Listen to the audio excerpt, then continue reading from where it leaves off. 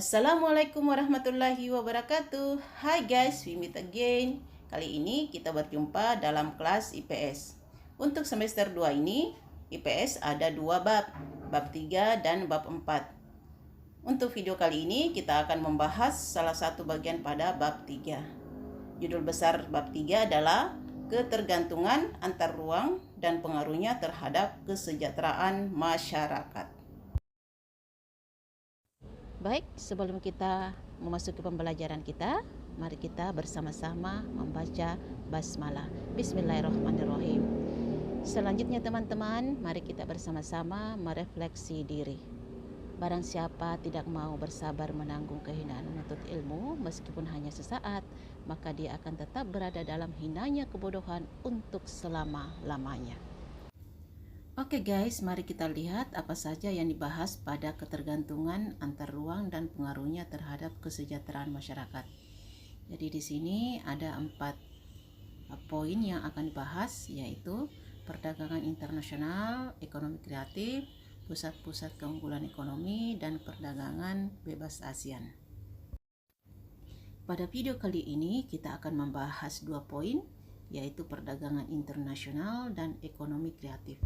Oke, mari kita lihat poin pertama, yaitu perdagangan internasional. Untuk pembahasan ini, kalian bisa lihat selengkapnya pada LKS kalian, halaman 103. Yang pertama kita lihat adalah pengertian dari perdagangan internasional.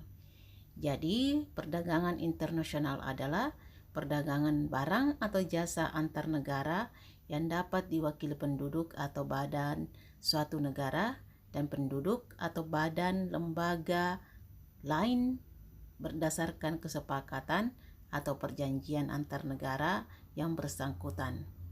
Jadi, pada perdagangan internasional itu melibatkan antar negara, melibatkan suatu negara dengan negara yang lain.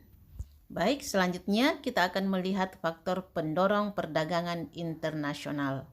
Jadi di sini kita hanya akan membahas beberapa faktor yang menjadi pendorong atau pencetus perdagangan internasional. Untuk lebih lengkapnya, kalian bisa lihat sendiri di LKS-nya kalian halaman 104. Oke, salah satu faktor pencetus pendorong perdagangan internasional adalah perbedaan budaya. Misalnya, kita Indonesia memiliki kesenian khusus yang ini menjadi daya tarik bagi negara lain. Kita misalnya memiliki keterampilan tenun dan membatik yang tidak dimiliki oleh negara lain, sehingga memungkinkan kita untuk menjual hasil tenun dan batiknya kita ke negara lain.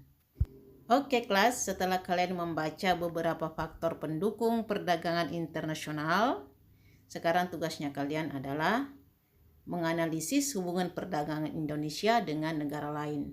Misalnya, faktor apa yang membuat Jepang menjual mobil atau motornya ke Indonesia? Faktor apa yang membuat kita melihat banyak restoran siap saji buatan luar negeri berkembang di negara kita? Faktor apa yang membuat banyak HP buatan Cina, buatan Samsung, bisa kita pakai di Indonesia? Faktor apa yang membuat militer pertahanan kita membeli pesawat perang buatan Rusia? Jadi itu hanya salah satu kegiatan perekonomian perdagangan internasional yang ada di Indonesia. Kalian bisa mencari contoh-contoh yang lain dan hubungkan dengan beberapa faktor pencetus atau pendorong terjadinya perdagangan internasional. Next, kita lihat manfaat dan hambatan perdagangan internasional. Pertama, kita lihat manfaatnya dulu.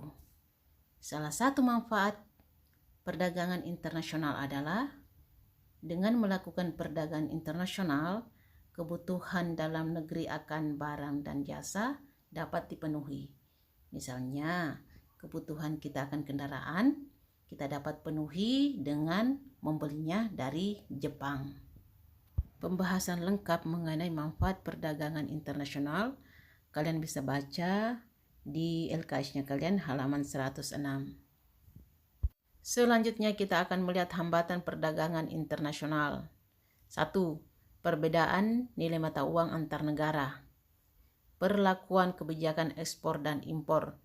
Jadi, kebijakan negara tersebut sendiri bisa menjadi hambatan perdagangan internasional.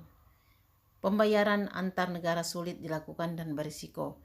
Nah, mungkin ini terjadi karena kebijakan antar negara itu bisa berbeda. Terjadinya peperangan yang menyebabkan lesunya perekonomian negara. Jadi karena suatu perang, ekonomi suatu negara bisa stagnan, tidak terjadi proses yang lancar. Negara-negara lain juga takut untuk datang melakukan proses perdagangan karena merasa tidak aman di negara tersebut. Kemudian berikutnya, kebijakan lembaga ekonomi internasional yang menguntungkan negara anggota.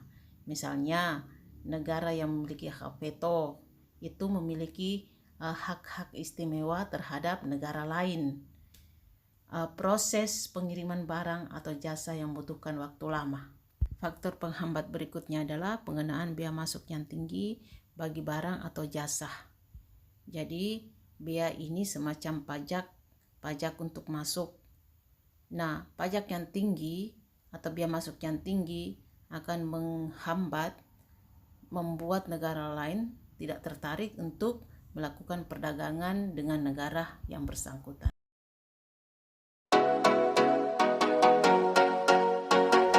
Berikutnya kita akan membahas mengenai kebijakan perdagangan internasional. Jadi ada beberapa hal yang berkaitan dengan kebijakan perdagangan internasional. Di sini kita akan membahas poin-poinnya saja. Untuk lebih lengkapnya, kalian bisa baca di LKS halaman 106 sampai 108. Poin apa saja itu? 1. Penetapan tarif atau biaya masuk. 2. Kota. 3. Larangan ekspor dan impor. 4. Subsidi premi. 6. Dumping.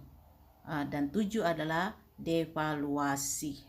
Nah, selanjutnya tugas kalian adalah menjelaskan poin-poin tersebut, juga menjelaskan apa manfaatnya dan risikonya atau akibatnya jika kebijakan perdagangan seperti itu yang diambil oleh atau ditetapkan oleh pemerintah.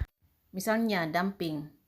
Kalian jelaskan apa itu dumping, kemudian apa akibatnya, apa akibat dumping tersebut. Baik teman-teman, itu tadi mengenai perdagangan internasional. Sekarang kita akan membahas mengenai mengembangkan ekonomi kreatif berdasarkan potensi wilayah untuk meningkatkan kesejahteraan masyarakat. Di sini ada 3 poin yang akan kita bahas, yaitu 1. Konsep ekonomi kreatif. 2. Upaya meningkatkan ekonomi kreatif. 3. Memanfaatkan persaingan sebagai peluang meraih keunggulan ekonomi.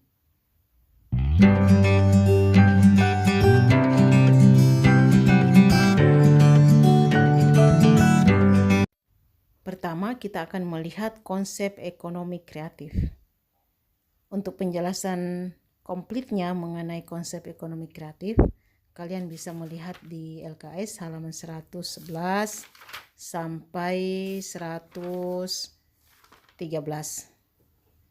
Nah, mengenai ekonomi kreatif ini, pemerintah melalui Peraturan Presiden nomor 72 tahun 2015 mengelompokkan industri kreatif menjadi 16 subsektor. Untuk lebih jelasnya, kalian bisa melihat ke 16 subsektor ekonomi kreatif tersebut di LKS-nya kalian.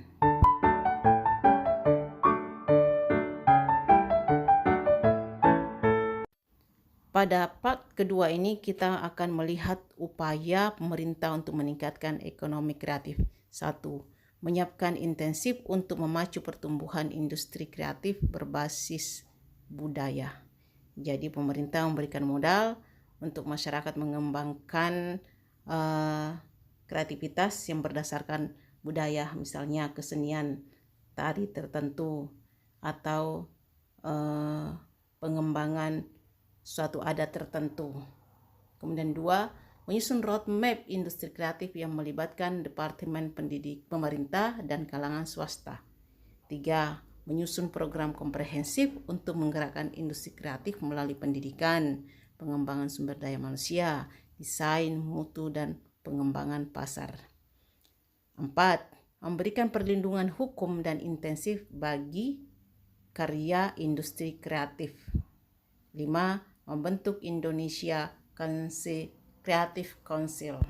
Lembaga ini nantinya yang akan memberikan bantuan hukum kepada masyarakat yang membutuhkan. Misalnya sebuah karya yang diakui oleh orang lain atau sebuah karya yang diplagiat oleh orang lain bisa diperjuangkan melalui adanya Creative Council ini. Baik, pembahasan kita cukupkan sampai di sini. Sampai jumpa. Assalamualaikum warahmatullahi wabarakatuh.